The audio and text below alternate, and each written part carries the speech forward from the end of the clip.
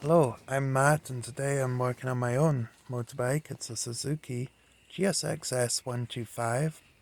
I'm going to replace the engine oil and the oil filter. It's quite easy to do on this.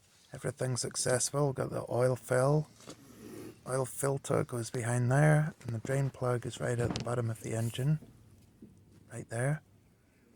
You don't need to take any covers off this to do this. You can fit the drain bucket right under the bike. Better to do it with the engine oil slightly warm so that it flows out a little easier. Here I'm using a 14mm socket and an extension so I can reach the drain plug at the bottom of the engine without taking the cover off. Once I've loosened it with the socket, I can take it out the rest of the way by my hand. It is quite a long bolt, so I am unthreading it for a while before it comes out. I've got the oil pan ready to catch all the oil when it does come out. It shouldn't look too dirty because I changed it only a couple of thousand miles ago. Whilst I'm going to go and get the oil filter ready, I'm going to just let this drain so everything's dripped out of the engine. Got new engine oil, a drain plug, washer, and the O-rings that go in the oil filter housing and the new oil filter. This is the oil filter that I'm going to use today.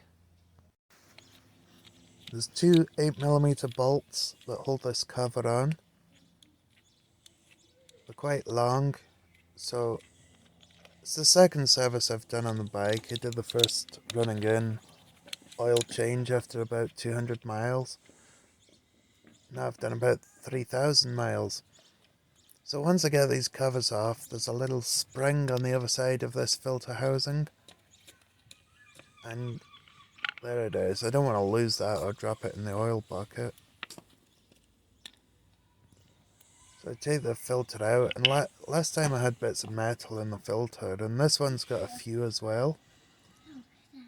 That's okay as long as they're in the filter's done its job. I don't think I'll get any more in the next oil change. I'm told it's normal for the first couple of changes to be in there. Now I gotta change the rubber O-ring seal that's inside there as well. And the O-ring in the filter cover. That's the oil filter replaced. The bolts are in. I've tightened this by hand. Now I'm just using this 1/4" ratchet at the end of here to just check that they're properly tight. I don't want to over tighten it, but I don't want the bolts to vibrate loose when I'm driving it. There's no oil dipstick on these bikes. You just take out the oil fill and you'll fill it up and see the sight glass at the bottom of the engine. Now I'm ready to put the bolts back in the bottom of the engine. See, this washer is cone shaped and the old one is flat. That's because this one hasn't been used yet.